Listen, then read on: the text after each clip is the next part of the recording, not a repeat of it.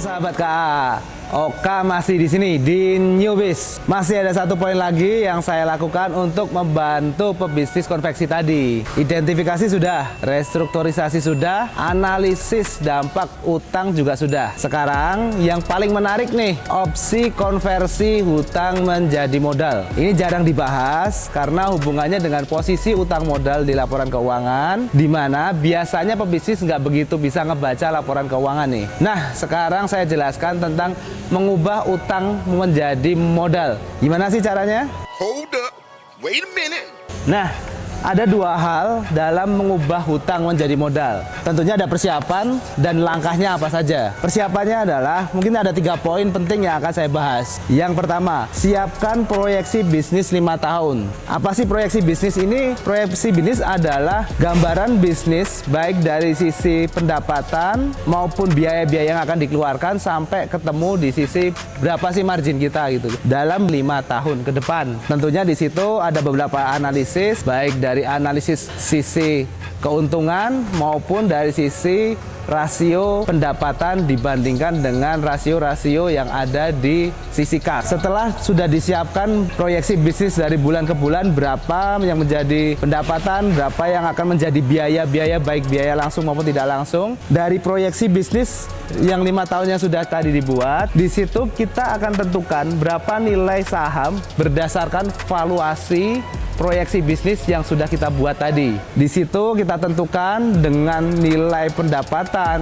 dengan nilai laba bersih, kemudian dengan nilai aset-aset yang sudah kita miliki, berapa sih nilai perusahaan ini apabila berjalan selama 5 tahun dari bulan ke bulan. Itulah nilai perusahaan yang kita konversi dari jumlah nilai saham yang akan kita bagikan ke pemberi hutang tadi untuk dapat join menjadi investor kita. Tentunya setelah kita berikan gambaran bisnis, kita sudah tentukan nilai saham, yang paling penting adalah benefit pemberi hutang tadi sebagai investor.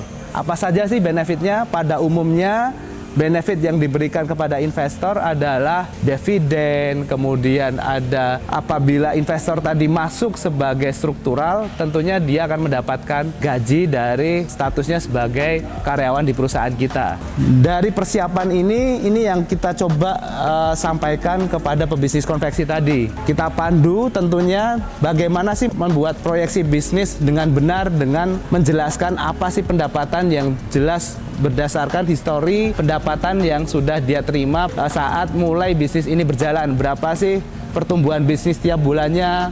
Itulah yang kita asumsikan untuk mencapai proyeksi bisnis ke 5 tahun ke depan. Kita buatkan template mulai dengan sense bisnis dari pebisnis konveksi tadi, mulai menuangkan ke dalam angka yang akhirnya menjadi sebuah peta proyeksi bisnis pada 5 tahun ke depan. Setelah itu dibagi menjadi nilai saham, kemudian keluarlah benefit-benefit apa yang mungkin bisa didapat dari nilai dividen yang akan didapat dari setiap bulan, berapa yang gaji yang akan dia dapat, karena saat itu pebisnis ini menawarkan suatu posisi sebagai salah satu manajemen di perusahaan tersebut. Langkah-langkahnya apa saja yang dilakukan oleh pebisnis tadi? Yang satu jelas, presentasi atas hasil proyeksi bisnis, nilai saham, dan benefit yang akan diterima. Ini penting karena presentasi untuk menjelaskan secara detail proyeksi bisnis dan benefit-benefit tadi untuk meyakinkan bahwa benar bisnis ini menggunakan asumsi yang benar dalam menyediakan porsi benefit ataupun posisi keuangan di setiap bulannya sampai 5 tahun ke depan. Setelah calon investor tadi oke, memberi pinjaman tadi, kemudian negosiasi terjadi. Negosiasi ini umumnya yang dihadapi oleh para pemilik hutang yang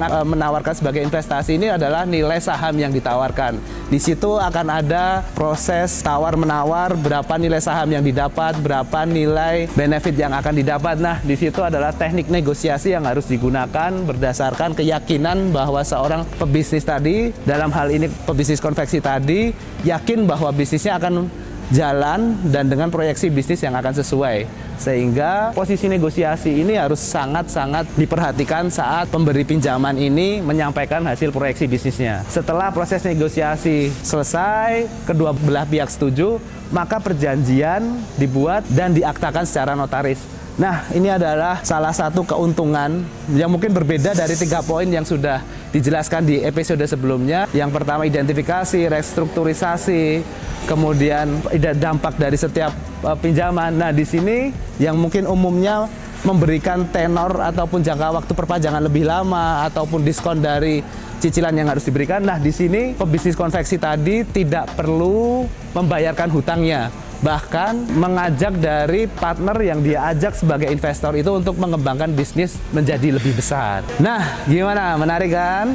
Semoga sahabat KA tetap punya harapan bisnisnya bisa berjalan. Kita rehat sejenak. Sampai jumpa di episode berikutnya.